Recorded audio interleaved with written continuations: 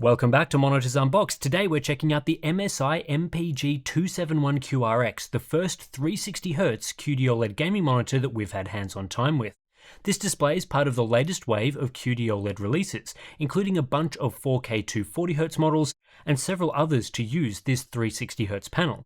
As it stands right now, this sort of display is the fastest OLED you can get, hitting higher refresh rates than ever before. But it's not just the refresh rate that's new. This 27-inch 1440p panel is the first time Samsung Display have produced a regular 16:9 QD-OLED screen at this size and resolution. Last year, the only 1440p OLED monitors we had were 240Hz WOLED variants from LG Display. So we're now getting competition in this format from both major OLED manufacturers. This is helping to drive innovation in refresh rates, now hitting 360Hz, as well as performance and pricing. The 271QRX is hitting the market in the US at an MSRP of $800 US, making it the cheapest of the models announced so far. Dell's equivalent, the AW2725DF, is priced at $900 US, though MSI's pricing is typically a lot less attractive outside North America. Either way though, this is a very competitive price given last year's 240Hz OLEDs started at $1,000 and these days typically occupy a similar price point. Provided the rest of the package holds up, this QD-OLED could be the go-to format for high-end 1440p buyers. Visually, the new 271QRX is very similar to its bigger brother, the 32-inch 4K 240Hz 321URX, just scaled down to a 27-inch size. The central build, including the central box design on the rear and stand, are pretty much the same, which is to be expected when they're both from the same product series. I think it looks quite good, although relative to the panel size, the bezels aren't as slim on this 27-inch QD-OLED as the larger variant. Most of the outer surfaces are plastic, including the central box on the rear, which features a mishmash of different finishes and vents. There's a small section at the top with an MSI logo and RGB LEDs. Like the 321URX, the most attractive part of this design is the thinness of the OLED panel. The stand supports height, tilt, swivel, and pivot adjustment, including the ability to rotate the panel into a portrait orientation if you want to. The stand base is a squarish design, so it doesn't take up as much desk width, but it does occupy a bit of desk area relative to legged designs. For ports, we get one DisplayPort 1.4 and two HDMI 2.1 48GB/s ports, along with a USB-C input that supports DP alt mode and up to 90 watts of power delivery. There's a USB hub with a couple of Type A ports and KVM switch functionality.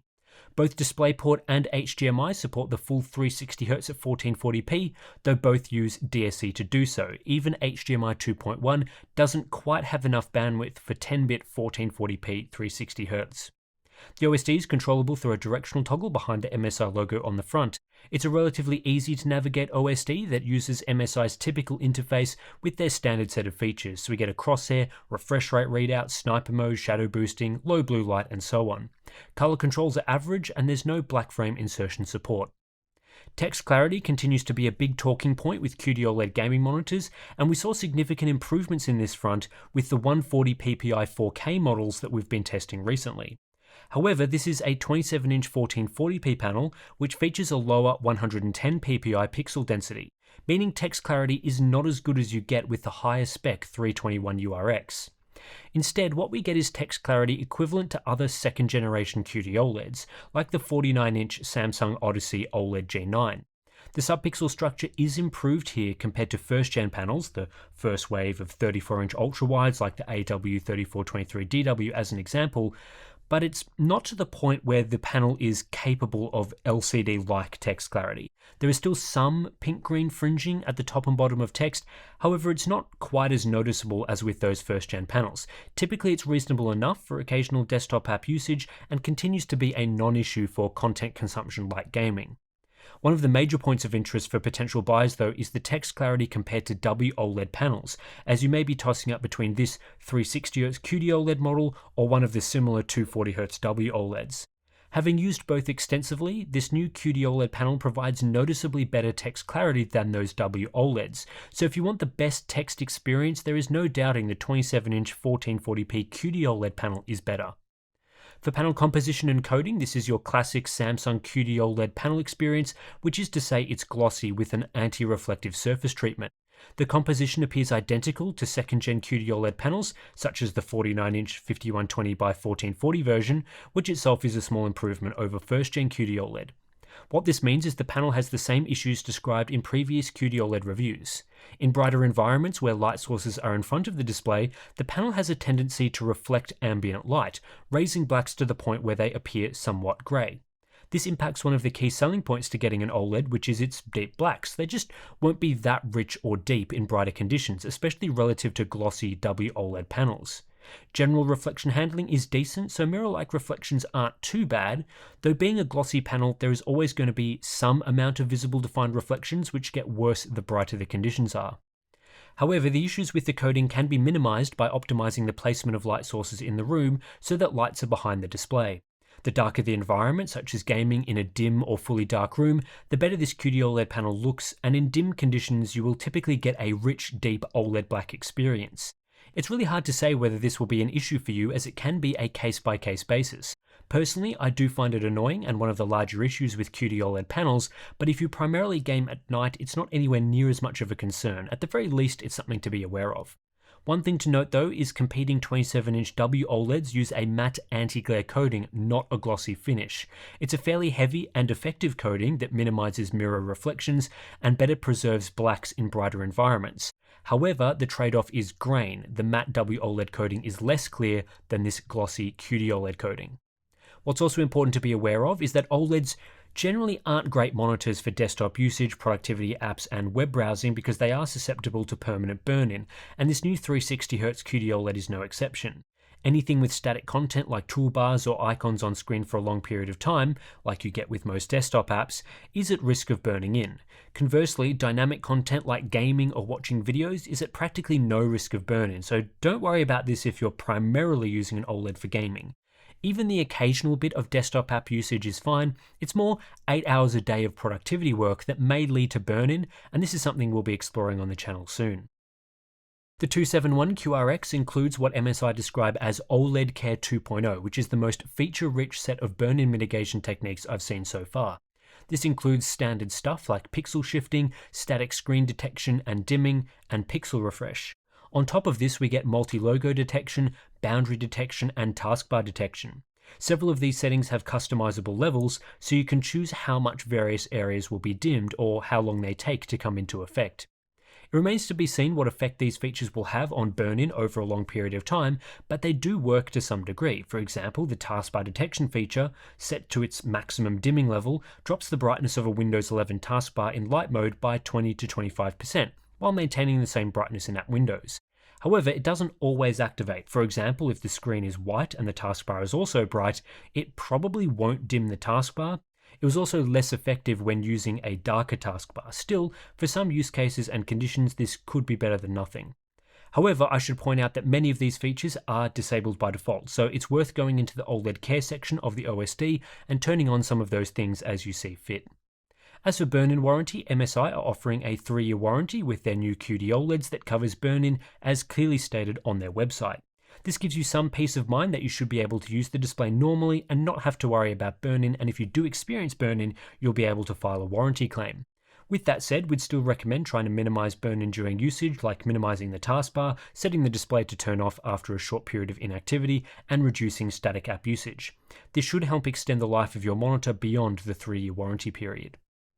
In terms of response time performance, it's no surprise to see this QD-OLED panel offering lightning-fast speeds, similar to other QD-OLEDs we've tested.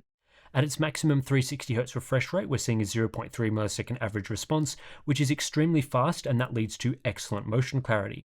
With no noticeable inverse ghosting, this MSI model is on par with other OLEDs for speed and superior to any LCD when comparing at the same refresh rate. However, when factoring in the new 360Hz refresh, the highest we've seen from an OLED, peak motion clarity is the best we've ever gotten from this display technology, and in the ballpark of 500Hz LCDs. The best part of how OLEDs function is that performance is basically identical at all refresh rates. This means whether we're testing at 360Hz, 240Hz, 120Hz, or 60Hz, we're still seeing about a 0.3 millisecond response time average. LCDs typically get slower as the refresh rate decreases, but that isn't the case here, so the 271QRX offers a single overdrive mode experience without any overdrive settings, of course, as they aren't required for an OLED. This is great news for competitive gamers that may not always be able to hit 360 FPS. Gaming at a lower FPS brings about the same response times, though reduced motion clarity due to sample and hold motion blur. There is effectively no difference in response time performance between this QD-OLED and other OLED monitors. As the 271QRX has a higher 360Hz refresh rate, you can ensure when buying this display that its motion clarity is excellent. Where the big difference lies is between OLED and LCD. This MSI monitor is much faster than the fastest LCD I've tested, which is a big win for OLED, and it only gets better when looking at average performance. While LCDs do get a bit slower at lower refresh rates, OLEDs don't, so the gap between OLED and LCD grows. If you want a highly consistent gaming experience from your monitor, there's no better choice than an OLED. It's also good to confirm excellent cumulative deviation results, though no different from most other OLEDs. As expected, this really is the same technology that delivers the same response time performance as other QD-OLEDs. To give you an idea of just how clear this monitor looks in practice, let's take a look at the Blurbuster's UFO test. While 240Hz OLEDs are already quite good in terms of motion performance, 360Hz is a step above in clarity. It really looks excellent and pushes OLED to new heights. However, when running at lower refresh rates, you can expect similar clarity to previous OLEDs, so there is still some blur at 120Hz and especially 60Hz. The fact this monitor can go up to 360Hz is only a benefit above 240Hz, the previous maximum for OLED tech. It doesn't make 60Hz faster than other OLEDs. If we put this result next to results from other monitors, the 271QRX is roughly on par with 500/540Hz LCDs in motion clarity, though it trades blows and the 540Hz image can be clearer at times. However, the fast response times of OLED give this monitor a clear advantage up against 360Hz LCDs like the PG27AQN, giving us the best motion clarity available at a 1440p resolution, the previous best being the PG27AQN. That's without backlight strobing though. When we introduce strobing to the LCD comparisons, ULMB2 and Diac Plus for example, typically an LCD will have better clarity. Again, it depends on where you look. I think the PG248QP image at 540Hz is noticeably better and in the lead, but edge clarity and strobe crosstalk is better from the 271QRX QD-OLED with better text clarity on the 360Hz strobed LCDs. What's also important to remember is the 271QRX can achieve this clarity while HDR and Adaptive Sync are enabled, whereas the best LCD strobing implementations only operate at fixed refresh rates without HDR. I also think the 360Hz OLED image holds up really well compared to 540Hz TN LCD when we double the speed of the UFO. Strobing assists the LCD quite a bit here to improve motion clarity, but when looking at non-strobe performance, there is no doubting this OLED is offering an excellent experience. Input latency is superb, offering a sub 0.2 millisecond processing delay in both the SDR and HDR modes. Combined with fast response times and a super high refresh rate, this OLED feels exceptionally snappy to use and is well suited to competitive multiplayer titles. It's the lowest input latency monitor I've tested when factoring in processing delay, refresh delay, and response times, and it definitely feels just unbelievably quick to use. 540Hz LCDs do have lower refresh lag, which may be an advantage in some competitive settings, but as far as 1440p monitors go, it doesn't get better than this. Power consumption is interesting. The 271QRX, when displaying full white, uses 46% more power than the ASUS PG27AQDM with its 240Hz WOLED panel. WOLED has a white subpixel that allows it to be more efficient in these scenarios. At 76 watts, the 271QRX uses 73% more power than the PG27AQN, and the difference can easily climb over 2x compared to the most efficient 1440p monitors. Now, this display doesn't always use over 70 watts. For example, opening Steam and showing the home page of the store full screen uses about 33 watts, as it's a much lower APL image. But that's still not as efficient as the best monitors, so yes, QD-OLEDs are power hungry. All QD-OLEDs that we've tested so far offer a very similar color space. In the case of the 271QRX, we're looking at 98.9% DCI-P3 coverage, as well as 97.9% Adobe RGB coverage, strong results for viewing HDR content or working in those color spaces. In total, I saw 79.9% coverage of Rec 2020, which as you can see from the chart is basically the same as other QD-OLEDs that I've tested, and a higher color gamut than competing WOLEDs such as the PG27AQDM from ASUS. Out of the box factory calibration is very good when looking at grayscale. There's little to no obvious color tint, and delta E averages are strong from a gaming monitor. Gamma isn't 100% accurate, but still pretty good. However, like with a lot of gaming monitors, the SDR mode does not use an sRGB or Rec 709 gamut clamp by default, so a lot of content will be oversaturated as it gets expanded up to fill the very wide color gamut of this monitor. Some people like this effect, although it's not especially accurate and can cause issues with skin tones in YouTube videos, for example. Compared to other monitors, factory grayscale performance is in the upper part of the chart, similar to some of the other displays we've been testing recently. When looking at color checker, these results are highly influenced by the wider than sRGB color gamut that is being used. Calibration can be significantly improved in SDR applications by using MSI's built-in sRGB mode, though this does have some drawbacks compared to other OLED models. In particular, MSI locks some settings, such as white balance, so if there are variances between units, you won't be able to correct this in the hardware settings. This seems unnecessary, as many other OLEDs ship with fully unlocked sRGB modes or simply offer a color gamut toggle. While this is a bit annoying, the reality of my unit is that MSI provided an excellent sRGB mode. Grayscale performance is very much in line with what you'd see from a software calibration, it's just that it's being provided in hardware, which is a much better solution. The gamut clamping is also very effective, leading to low delta E's for our saturation and color checker tests. A delta E ITP average of just 2.05 in color checker is outstanding and one of the best results I've ever seen from a gaming monitor. With such great results, it's no surprise to see the 271QRX offering chart-topping performance in its sRGB mode. This is a clearly better outcome than the top W OLED offering, the AG276QZD. Color checker results are similarly excellent, again offering a superior experience to, well, most other monitors, but also its nearest W OLED competitors. Calibration can be improved slightly through a full CalMan pass, though for most users I think the sRGB mode will be sufficient for SDR apps. Calibration in this way is more useful for those that need wide gamut support, as it can tidy up things here and there, and with 99% coverage of DCI-P3 you can get pretty good results if you want to work in that gamut, burn-in risk aside. Maximum brightness in the SDR mode is once again identical to other QD-OLED monitors. MSI are targeting 250 nits, and I saw 252 nits full screen, so pretty much bang on. There's really no difference between these models, and I'm not expecting other 360Hz QD-OLEDs to offer increased brightness either. It's also very similar to the best W OLED monitors like the PG27AQDM and AG276QZD. Also, the MSI model does not use an automatic brightness limiter in the SDR mode, so brightness is always capped to around 250 nits. Minimum brightness is very good at 30 nits, which is sufficiently low for usage at night without scorching your eyeballs. I was very impressed with the viewing angles of this panel. They are very wide, which makes it easy to view the display even at quite extreme angles. It really looks excellent. This also means that there is a large sweet spot for viewing this QD-OLED, and you won't notice issues like the edges being slightly lower contrast or a bit washed out, which can be an issue with some flat LCD panels, particularly VAs. Uniformity was also very good with my unit, nice and uniform viewing full white, and no dirty screen effect viewing dark greys. Some 1440p W OLEDs have had a bit of that dirty screen effect, but you won't see it on the 271QRX. The MSI 271QRX is an excellent HDR display. This is due to OLED technology's inherent hardware qualities that are tailor-made for displaying HDR content. The key feature here is that each individual pixel is self-lit, meaning at a pixel level the display can turn on or off to accurately display everything from dark shadows to bright highlights. When the display needs to show pure black, it can fully switch off, giving us the trademark rich zero-level blacks and deep shadows that OLED is known for. This is in contrast to most HDR-capable LCD panels, which are not fully controllable at the pixel level. LCDs require a backlight, and for HDR displays this typically means the use of full-array local dimming, a technology that splits the backlight into zones.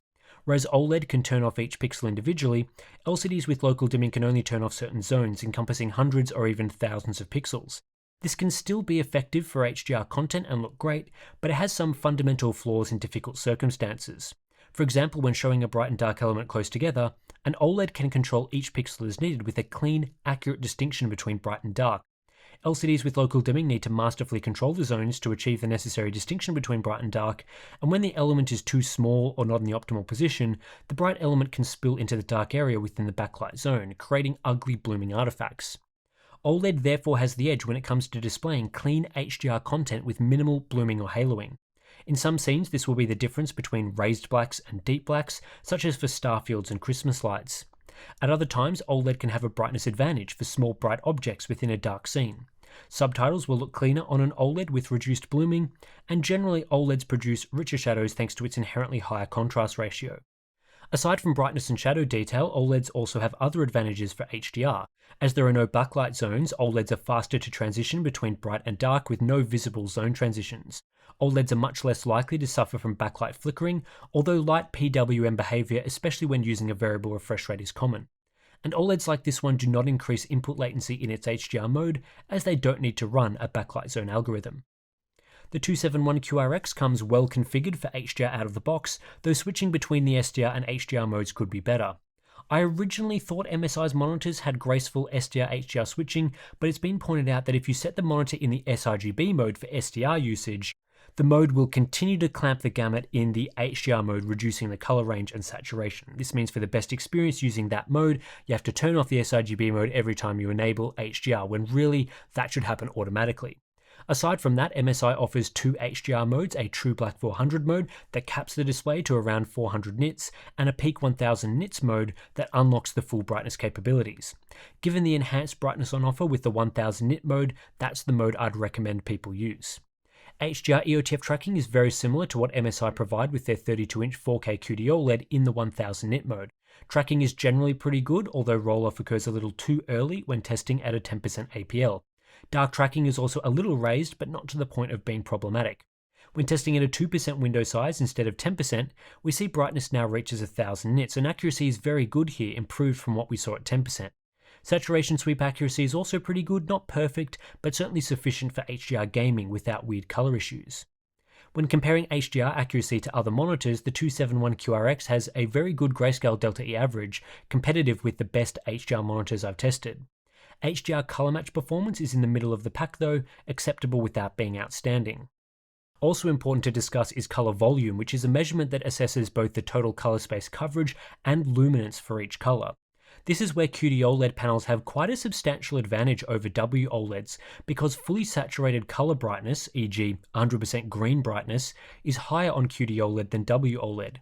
This leads to the 271QRX having great Rec 2020 color volume of 73%, compared to just 45% for the WOLED PG34W CDM, which offers similar results to other WOLEDs. Panel brightness is effectively identical in the HDR mode to other QD-OLEDs we've tested previously. Full screen HDR brightness reaches 263 nits, and it's interesting that HDR brightness here is slightly higher than we see in the SDR mode. At a 10% window size, we see 470 nits, which is standard for QD-OLED, though on the low side compared to most other HDR displays, and this is one area Samsung Display need to improve with future panels. 2% window brightness hits 1036 nits, which is as expected and similar to other OLEDs. Here's the full brightness versus window size chart, and really I don't think there are any surprises here. We see identical results to the 321URX, the larger 4K model, and it seems all QD-OLEDs have the same behavior. The main difference is to WOLEDs like the PG27A-QDM. This WOLED model can't get quite as bright for the very smallest elements, but does have an advantage in the 10 to 25% range. For larger window sizes, the 27-inch QD-OLED panel then retakes the lead.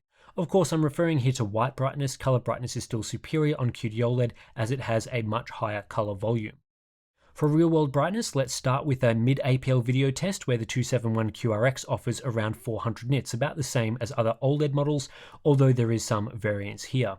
When looking at a low APL test instead, we see this display pushing up to 889 nits, which is very similar to others in this latest QD-OLED wave, and quite a bit higher than you'd see from equivalent WOLEDs, even the brightest model, the PG27A-QDM. Then we have a test where a bright element is right next to the edge of a letterboxed 21:9 video frame, where again the 271QRX is good for around 1000 nits and is able to produce that bright object right next to the black of the letterboxing.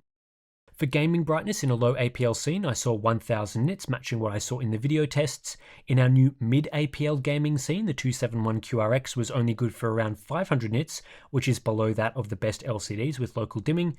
And in a high APL scene with bright sunlight shining across the entire display, I saw more like 300 nits, which is pretty similar to other OLEDs but well below the best LCDs. Final section of this review is the new Hub Essentials Checklist 2.0. In this first part, we're assessing how accurate MSI's spec sheet is and also providing some additional information ourselves. In general, MSI do a great job of advertising this monitor outside of unrealistic response time numbers. MSI claimed factory calibration, and that appears true in the sRGB mode. Obviously, the monitor is capable of true HDR, and brightness specs, while limited, are accurate. The second section is our feature support matrix. It's no surprise to see an OLED performing well in the motion and contrast areas with lots of green ticks. However, there's no black frame insertion mode available here. Some of the important areas MSI misses would be the lack of an unlocked sRGB mode, the inability to disable DSC in the OSD menu, a lack of Dolby Vision support, a few issues with SDR HDR switching, and text clarity that isn't quite as good as an LCD.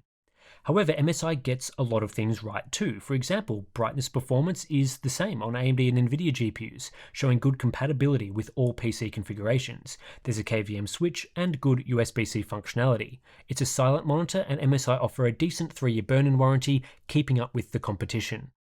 Having now tested a bunch of QD-OLED monitors back to back, I continue to be impressed with what these displays offer. The MSI MPG 271QRX is no exception. This is an excellent 1440p gaming monitor that will satisfy gamers for many years to come. It's fast, it has great HDR performance, it's well calibrated, and it's relatively feature-rich. There are many reasons to buy the 271QRX, but I think one of the biggest is to access its elite motion clarity. At 360Hz, this is the fastest OLED we've ever tested, and in motion it offers a similar level of clarity to 500Hz LCDs. While it isn't quite as clear as the best strobed LCDs at super high refresh rates, this latest wave of 360Hz QD-OLEDs offer the ultimate experience for competitive gamers that want speed, but don't want to sacrifice adaptive sync, viewing angles, or resolution. Often what we see from super fast monitors is that to access that speed, you have to sacrifice something else. For example, if you want the motion clarity of the Asus PG248QP at 540Hz, you have to put up with the poor viewing angles of a TN panel, its small size, its low 1080p resolution, and the limitations of strobing. If you want the fastest 1440p LCD, you're limited at the moment to just 360Hz, which offers worse motion clarity than the 271QRX without strobing. Plus, when you turn on strobing, it's not always better and has the same old limitations. Either way you go, you certainly won't be getting the 271QRX's combination of motion clarity and HDR simultaneously. This monitor also offers something for buyers that just want a visually stunning 1440p gaming display. You don't have to utilize the 360Hz refresh rate to benefit from deep blacks, per pixel local dimming, and a fantastic HDR presentation with up to 1000 nits of peak brightness. MSI have done an excellent job of calibration too, with a best-in-class sRGB mode and generally very good HDR performance as well.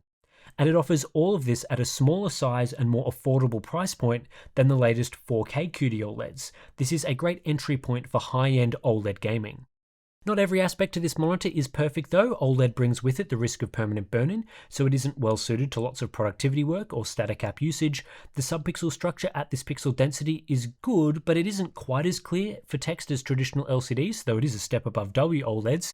The panel composition and coding isn't the best for use in brighter environments, and MSI could do with improving switching between the SDR and HDR modes. When it comes down to it, I suspect most buyers will be tossing up between a 360Hz QD-OLED like this and a 240Hz WOLED like we saw throughout 2023. With the 271QRX priced at just $800 US, I see little reason to buy the older WOLED models, which are typically around the same price. This new QD-OLED offering is faster, offers better text clarity, provides a glossy experience that some buyers love, and typically gets brighter for HDR. The MSI model in particular is feature-rich and calibrated to a better standard than many of the WOLEDs I've tested. At the same price, I think it's a no-brainer because the 271QRX is simply better. It gets trickier to make a recommendation when there's a price difference between the 271QRX and those WOLEDs. Outside North America, the MSI model isn't as attractively priced. I've seen several listings around €1,000 for example. At the same time, the most affordable 240Hz WOLEDs, like the AOC AG276QZD, are cheaper, coming in around $700 US or €700.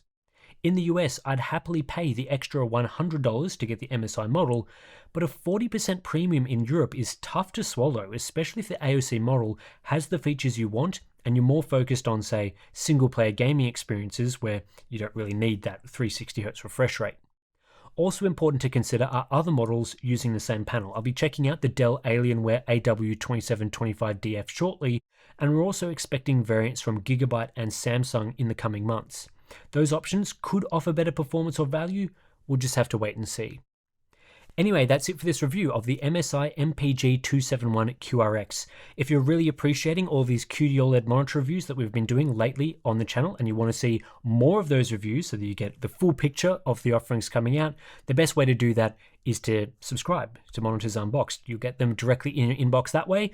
Also, consider supporting us via our Patreon or Floatplane accounts. Links to those are in the description below. We really appreciate everyone that contributes to us directly. That allows us to buy monitors that we need for testing. And you also get some cool benefits in return, like our Discord community, which is a great place to chat about monitors, get monitor recommendations. We offer ICC profiles, BTS videos, monthly live streams, plenty of good stuff. So thanks for watching, and I'll catch you in the next one.